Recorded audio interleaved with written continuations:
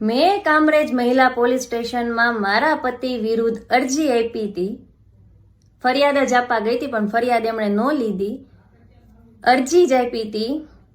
હવે ત્યાંથી madam phone કરે છે, અમારા વકીલને ફોન કરે છે. હું કોઈના નામ લેવા નથી માંગતી. આમાં જ્યારે ટાઈમ આવશે ત્યારે આપણે સબૂત આપશું. મેડમનું નામ લેવા નથી માંગતી ને મેડમ ત્યાંથી એમ કહે છે કે આ કેસમાં ભાજપના માણસો છે. સવારથી લઈને સાંજ સુધીમાં 7 થી 8 જણાને અમને ફોન આવી ગયા છે ભાજપમાં પ્રેશરવાળા કે આપણો છોકરો છે, જોઈ લેજો. એટલે આટલું બધું પ્રેશર, આટલી બધી તમારી સત્તાનો દુરુપયોગ શા માટે? કૌશિક વેકરિયાએ એક નિર્દોષ દીકરીનું અડધી રાતે સરઘસ કાઢ્યું. શા માટે? એ છોકરીનો કઈ વાંક નથી, એ દીકરી નિર્દોષ છે, તો એને જેલમાં શું કામ નાખવામાં આવી? એ લોકોની સત્તા છે એટલે મન ફાવે એવું કરી શકે એ લોકો? તમે લોકો એમ કહો છો કે અમારી સત્તામાં અમારી બેન દીકરીઓ સુરક્ષિત છે, તો ક્યાં છે તમારી બેન દીકરીઓ સુરક્ષિત? અત્યારે તમે બધા મારા કેરેક્ટર ઉપર આંગળી ઉપાડો છો, મને જજ કરો છો, તો પેલા તમારા ભૂતકાળ તો જોઈ લો કે તમારા ભૂતકાળ શું છે. મને ભાજપના એક એવા તો નેતા બતાવો જે દૂધે ધોયેલા છે, જેના કોઈ ભૂતકાળ નથી, જેના કોઈ ઇતિહાસ નથી, જેને એવા કોઈ કાંડ નથી કર્યા. વાત રહી ગાંજાની, અત્યારે તમે કહો છો કે આપમાં ગાંજા પાર્ટી જોડાણી.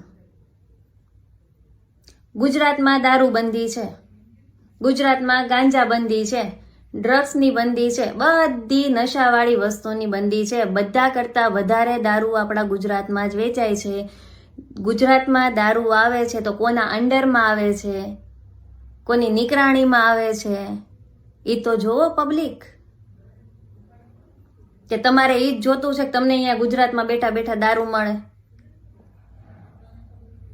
સત્તાની દલાલી કરાય પણ એટલી ન કરાય કે ઘરમાં રહેતા વ્યક્તિને તકલીફ પડે, આમ જનતાને એટલી તકલીફ પડે. બધાને બધી જ ખબર છે દારૂ ક્યાંથી આવે છે, ડ્રગ્સ ક્યાંથી આવે છે. હમણાં 2 દિવસ પહેલા જ મેં કંઈક ન્યૂઝમાં જોયું હતું, એમની ડ્રગ્સ સાથે ભાજપના લોકો ઝડપાયા. ક્યાંથી આવે છે આ બધી વસ્તુ? આ બધી વસ્તુમાં ભાજપ આગળ નહીં આવે. એક છોકરી બિયરનો ગ્લાસ ભરે છે ખાલી, એમાં તમે ઇતિહાસ બનાવી નાખો કે છોકરી દારૂ પીવે છે, બેનના શોખ બહુ ઊંચા છે. કેમ? બેન માણસ નથી? બેનમાં જીવ નથી? એવું છે કે પાર્ટીમાં આવો એટલે તમે તમારા મોજ શોખ ભૂલી જાઓ? દેશ સેવા અમે કરશું, સમાજ સેવા અમે કરશું, એનો મતલબ એમ નથી કે અમારી પર્સનલ લાઈફમાં તમે ઇન્ટરફિયર કરો. ની મારો ભૂતકાળ હતો. બહુ એવું બધું હોય તો મને સાબિત કરીને બતાવો કે બિયરનો ગ્લાસ હું પી ગઈ. અને વાત રહી ઇલેક્ટ્રિક વેપની, આવો સુરતમાં, હું તમને બતાવું કેટલી કેટલી જગ્યાએ ઇલેક્ટ્રિક વેપ વેચાય છે, કેટલી કેટલી જગ્યાએ સુરતમાં ગાંજા વેચાય છે. ત્યાં કેમ ભાજપની સત્તા કાંઈ નથી કરતી?